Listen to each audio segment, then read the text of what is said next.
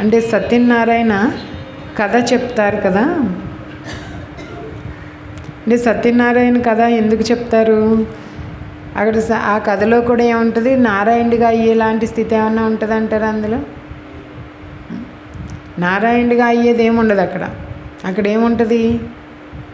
Only వ్రత కథ. వ్రతం ఎలా చేయాలి, ఆ పూజ ఎలా చేయాలి, ఏం ప్రసాదం చేయాలి, ప్రసాదం చేసాక దాన్ని ఏం చేయాలి, ఇవి ఉంటాయి అంతే.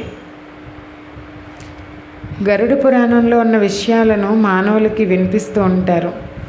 ఇది విషయ వైతరిణి నది లాంటిది. ఇదంతా రౌరవ నరకం అని బాబా చెప్తున్నారు. అక్కడేదైతే గరుడ పురాణంలో వివరించారో అలాంటి విషయ వైతరిణి నది రౌరవ నరకము ఎక్కడుంది? పాతాళంలో ఉందా, పైన ఉందా? అవన్నీ ఇక్కడే ఉంటాయి. ఇప్పుడు ఈ కలియుగంలోనే విషయ వైతరిణి నది. అంటే విషయ వైతరిణి నది అనేటప్పటికి అది ఏమవుతుంది? చీము నెత్తురు ప్రవహించేటటువంటి నదట. దాన్ని దాటడం చాలా కష్టము. దానికి తప్పకుండా గోతోక అవసరం కావాలి అని అంటారు. గోదానం చేస్తే గోతోక పట్టుకుని దాటేస్తారని అంటారు. కానీ నిజానికి ఏమవుతుంది? గోదానం అంటే నిజానికి చీము నెత్తురు ప్రవహించేది, బయట ప్రవహించే నదేమి ఉండదు. ఇదంతా అంతర్గతంగానే, లోపలే మన ఈ శరీరమే. కాకపోతే ఈ శరీర భ్రాంతిని వదిలి బయటికి వెళ్ళడం అనేది అంత తేలికైన విషయం కాదు. భ్రాంతి, శరీరం వదిలి వెళ్ళిపోవడం చాలా ఈజీనే, కానీ శరీర భ్రాంతి నుంచి బయటపడడం అనేది అంత ఈజీ కాదు. మరి ఈ శరీర భ్రాంతి నుంచి బయటపడడానికి తప్పకుండా శ్రేష్టమైన సలహా కావాలి, ఉన్నతమైన సలహా కావాలి.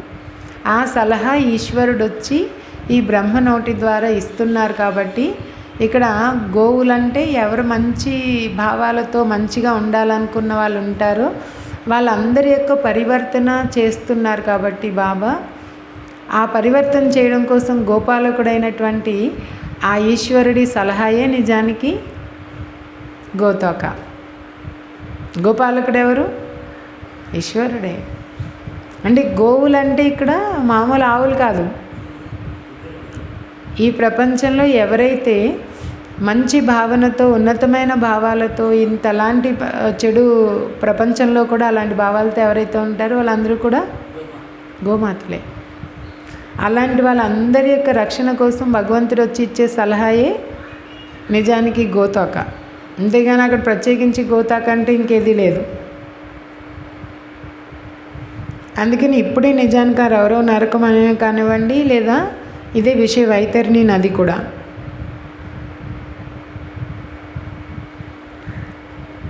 అంటే కానీ గరుడ పురాణంలో ఏంటంటే చనిపోయాక అలాంటిది ఏదో దాటాలని. చనిపోయాక కూడా అది చాలా ఇబ్బంది.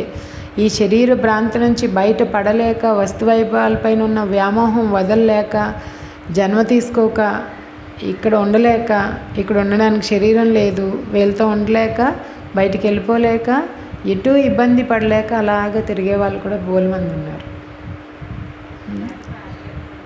అదంతా ఏంటి? నిజానికి వాళ్ళందరికీ కావాల్సింది మీరు ఒక ఆత్మ, జస్ట్ పాత్ర అభినయిస్తున్నారంతే అన్న జ్ఞానం ముందు నుంచి ఉంటే అలాంటివన్నీ జరగవు. అందుకని బాబా చెప్తున్నారు ఇది రౌరవ నరకం అని బాబా అంటారు.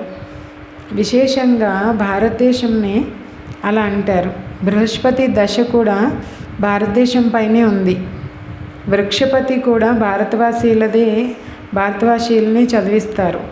అంటే భగవంతుడు వచ్చి చదివించేది ఎవరిని అంటే భారతవాసీల్ని. అనంతమైన తండ్రి కూర్చొని అనంతమైన విషయాల్ని అర్థం చేయిస్తున్నారు.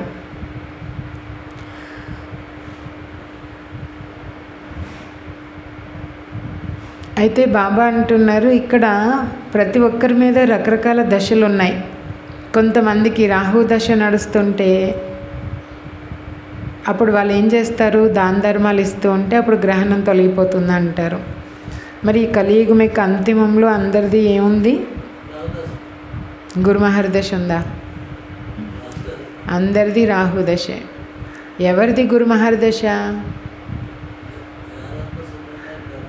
ఎవరు భగవంతుణ్ణి గుర్తించి ఆయన చెప్పిన ప్రకారంగా కంప్లీట్గా నడవగలుగుతారో గురు మహర్దశ.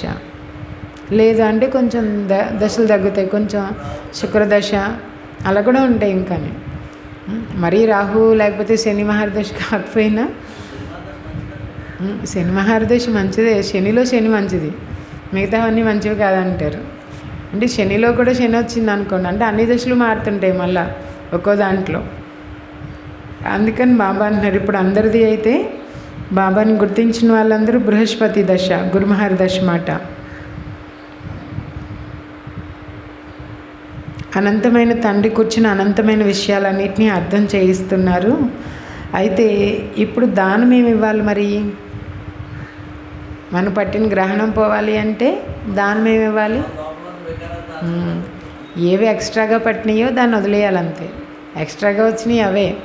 నిజానికి ఆత్మ ఇప్పటికీ అంతర్గతంగా ప్యూర్ ఫామ్, చాలా శుద్ధమైన స్థితిలోనే ఉంటుంది. కానీ దాన్ని అనుభవం చేసుకుంటే బయట ఉన్నటువంటి చెడు గుణాలన్నింటినీ దానం ఇచ్చేయచ్చు. ఈ కలియుగం యొక్క అంతిమంలో రాహు దశ అందరి పైన ఉంది. భారతదేశం పైన బృహస్పతి దశ